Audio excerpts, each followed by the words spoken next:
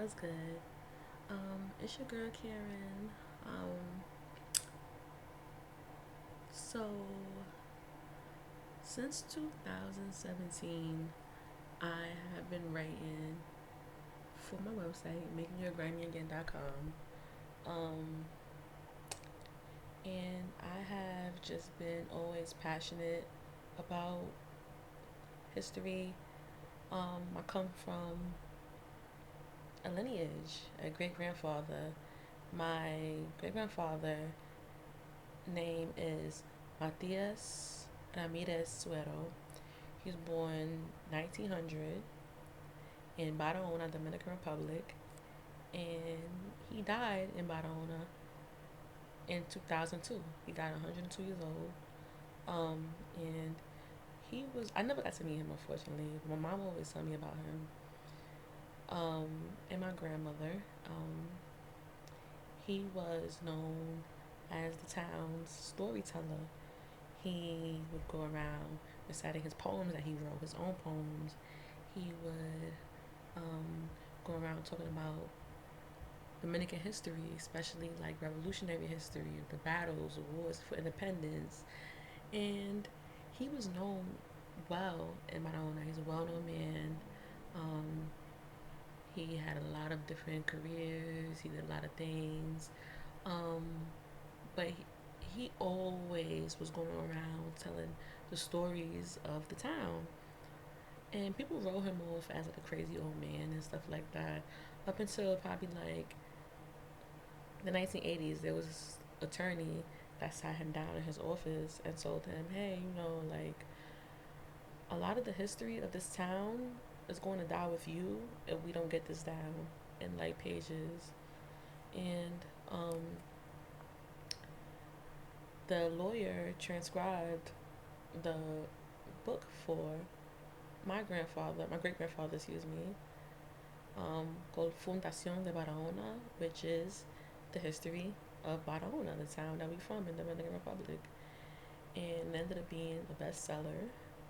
It's in the Dominican Academic Library. I was able to get me a copy this year. Um, but learning that history and about my great grandfather, it makes me realize, like, this affinity that I have for history and retelling of the history. Um, may have came from him.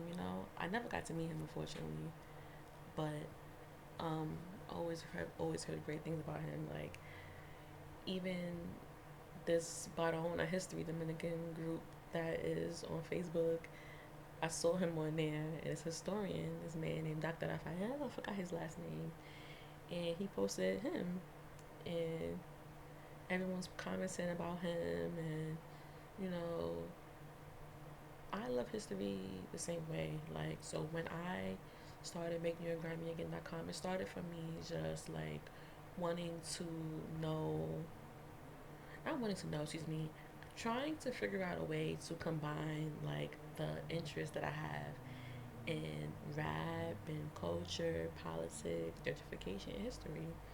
And it came to me to make a website where I talk about everything. Um, and I have maintained this website and kept it going since 2017. Organically got almost like 300,000 views total. Not a lot, but it's impressive when you think about the fact that I was not doing paid advertisement. It's all organic traffic, like me either sharing it, people searching, and coming up on these articles. Like, it's even some articles. So I write about a lot about like micro histories and just like history of New York City culture. I focus on Black history, especially like the hidden histories. But that's what I focus on, and I've gotten so much great reception from it. Um, and I'm currently in my master's program right now, studying public history because I am trying to be a more well-rounded public historian. And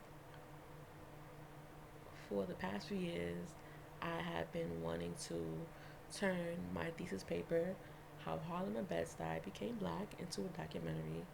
So I figured, let me document my journey up until the end of my program and up into when I start